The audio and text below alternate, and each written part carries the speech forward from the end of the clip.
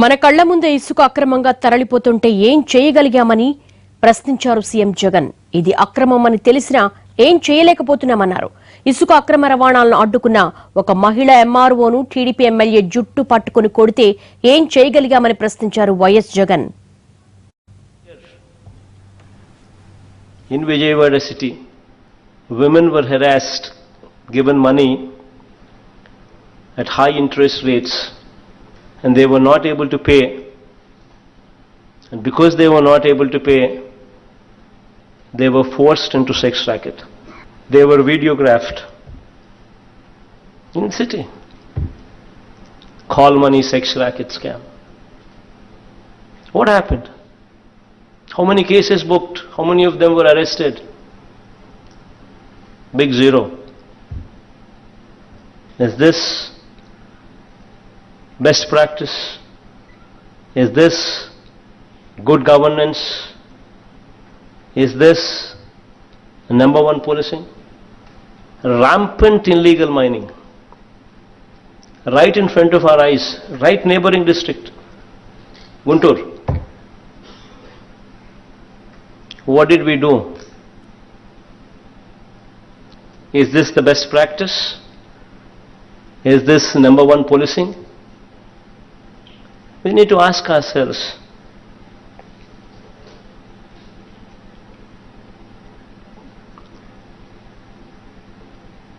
Right in front of our eyes, MLAs demanding money from theatres, theatre owners. Also Guntur, institutions are forced to pay money. Clubs are run where gambling takes place. MLAs are involved. All this is happening in front of our eyes, was happening in front of our eyes. Is this the best practice for governance, good governance? Is this number one policy? Yedechega, right in front of our eyes. Antenduku, in fact, you know where the Chief Minister's residence is, right beside. Right in front, right beside, you see sand being looted. You see poclanes working. You see JCBs working.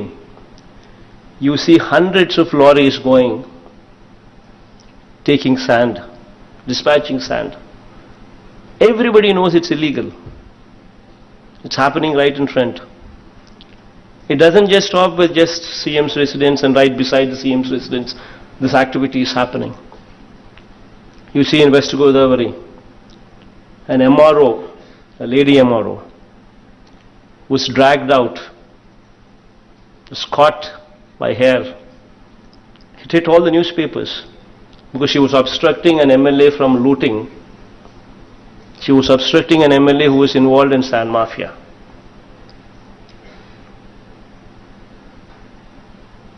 Is this best practice? Is this number one police? It just doesn't stop with West Godavari or this district here. Everywhere, all over the state, right in front of our eyes, Manakalla Yedutne, JCBs are working, poclanes are working, hundreds of lorries of sand is being looted. Yet we don't do anything. YCP is not in power that somebody would be leaning towards YCP, obviously. It's only going to be the ruling party that people would be leaning towards at best. The reason why I did what I did was, last 5 years the system collapsed. The SPs and the collectors were made party to it. In a way, they were just asked to see rather than to do anything. That's what I just spoke about. Sand mafia, the illegalities, what I just gave few examples, and they were just made party to it. Manakalla edutane CM gare illegal building lo untaru pakkane Maji CM garu. Whatever it is, even if I do it, it's still wrong. Doesn't make a difference. We are in positions of authority. Does it justify? Because I am a CM, because you are an SP, because you are a collector, you can do it. We can't. How does it justify a CM staying in an illegal house, illegal property, illegal building lo untaru? Pakkane ikkade the government itself constructs an illegal building. And then what happened? Because CM himself is living in an illegal building, because the government itself constructs an illegal building, what happens? You see this entire road. Everywhere you have illegal buildings coming up. Nobody to stop. Nobody to stop. Right in front of our eyes. See this entire road. What are we doing? Is this good governance? Best practices? To all of you sitting down here, I say no to corruption, say no to looting, say no to illegal activity. And to clean up the system, to bring about a change into the system, to set a standard in place. Yesterday I gave a call. I said I'm holding this meeting just to showcase this. This is not how one should be. This is not what we are. This is not good governance. Yesterday I said, let's start the demolition from here from this building. Today I'm asking you the same thing. Starting tomorrow, this building will be the first building to be demolished. Because we want to send a signal. We want to send a message. Once we start here, this entire road will be cleansed. It just doesn't stop here. I want you to take up this exercise in the districts as well. Some of the guidance has come from cyber crimes. Police officials are not fully equipped to deal with these cases. But this is something what is becoming reality these days. Cyber stalking and harassment on social media against women should be given topmost priority.